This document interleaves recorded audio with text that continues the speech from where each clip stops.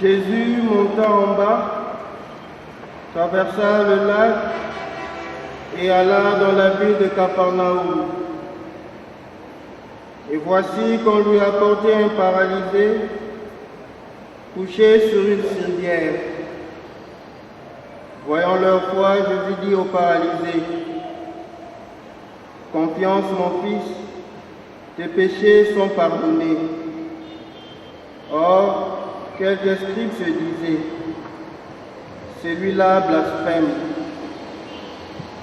Mais Jésus, connaissant leurs pensées, leur dit: « Pourquoi avez-vous en vous-même des pensées mauvaises? En effet, qu'est-ce qui est plus facile? De dire tes péchés sont pardonnés, ou bien de dire lève-toi et marche? Eh bien, pour que vous sachiez que le Fils de l'homme a le pouvoir sur la terre de pardonner le péché. » Alors il dit au paralysé: « Lève-toi, prends ta civière et rentre chez toi. » L'homme se leva et rentra chez lui. En voyant cela, la foule fut saisie de crainte et elle rendit gloire à Dieu qui a donné un tel pouvoir aux hommes.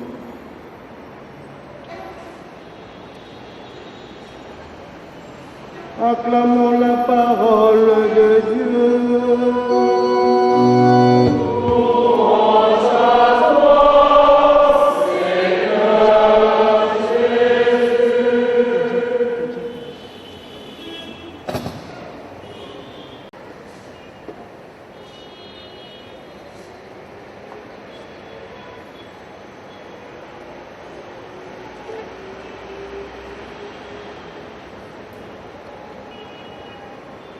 Excellences, Messeigneurs les évêques,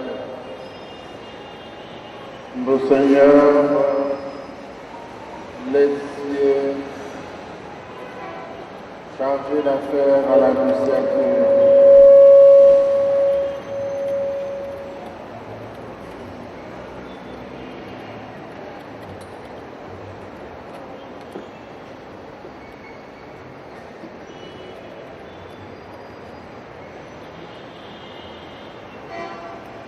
Messieurs les abbés, révérends pères, révérends sœurs, distingués invités en vos titres et qualités diverses, chers frères et sœurs dans le Christ. Vous êtes la lumière du monde, vous êtes le sel de la terre. Matthieu 5, 16. Tel est le thème choisi pour ces journées scientifiques. Laurent Cardinal MONSENGWO, que Jean 23 et l'UCC organise à l'occasion de mes 35 ans d'épiscopat. Je vous remercie pour autant d'attention et de gentillesse.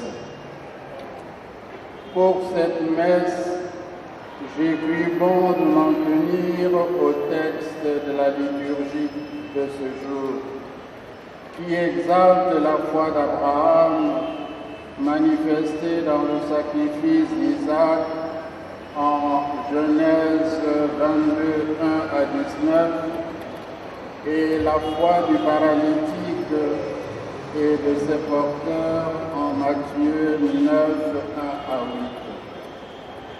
Nous verrons la lumière que ces lectures peuvent apporter à notre thème. Dans la critique des formes littéraires et celle de la rédaction, la péricope de Genèse 22, 1 à 19 est généralement considérée comme appartenant à la tradition éloïste, mais recueille beaucoup d'éléments yahistes, notamment les versets 11, 14, 15 à 18. À l'origine, on peut trouver un récit de fondation de sanctuaires israélites ou, au contraire, des sanctuaires cananéens. On n'offrait pas de victimes humaines.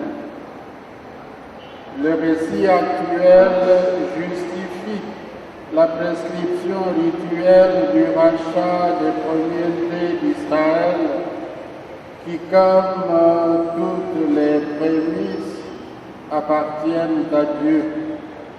Néanmoins, ils ne doivent pas être sacrifiés, mais rachetés, comme nous le voyons dans Exode 13, 11.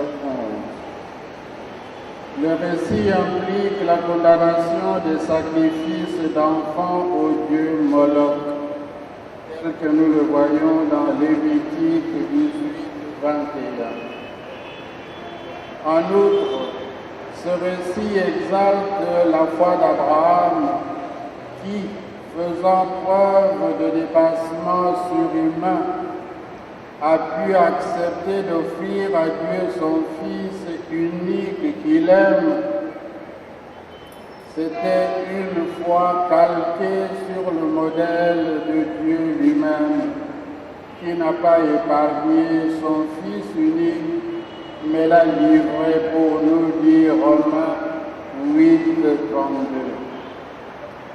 32. Aussi, la tradition a-t-elle vu dans Isaac, qui porte le bois de son sacrifice, Genèse 22, 6, le type de Jésus qui portera sa croix sur laquelle il va être crucifié.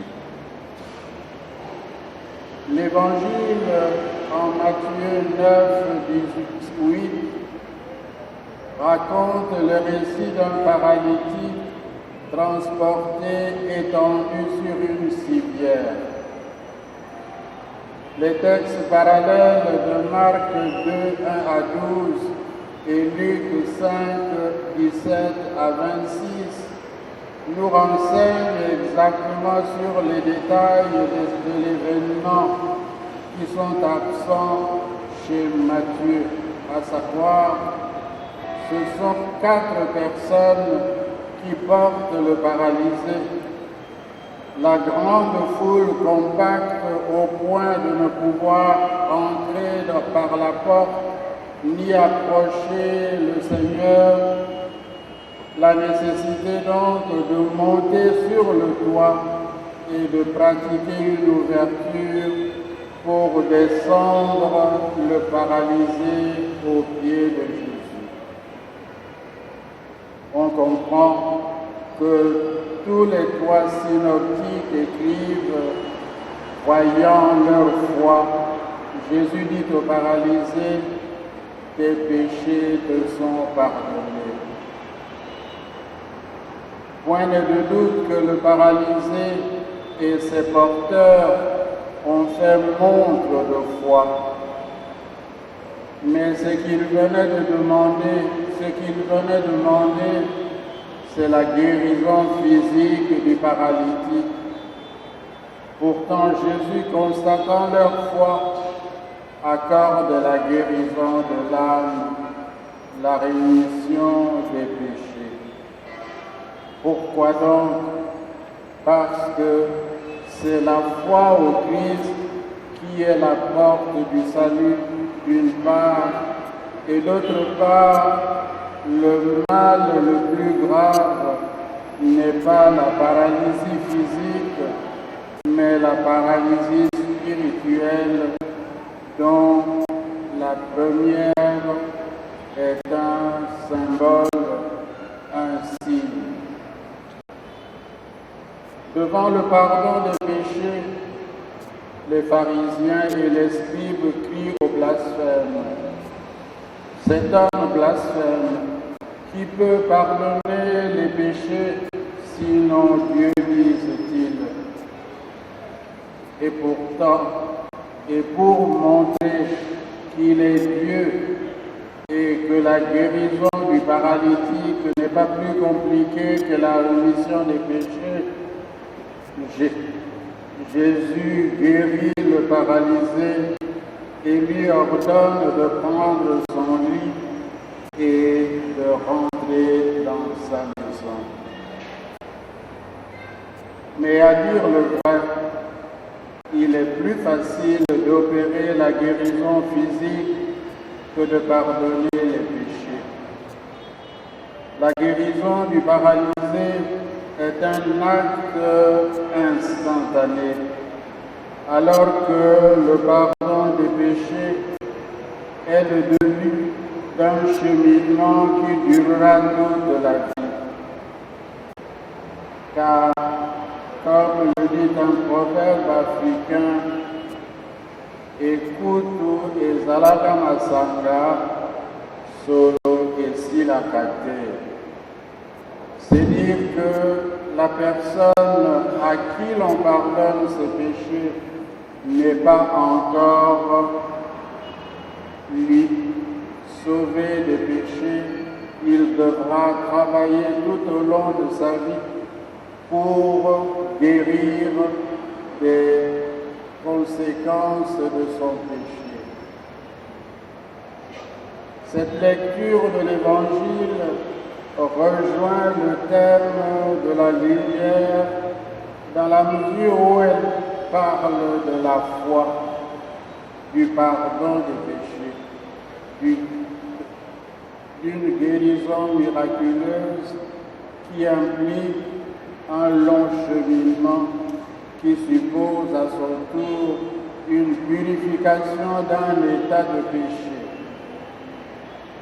La foi d'Abraham, donc, et la foi des autres acteurs. Amen.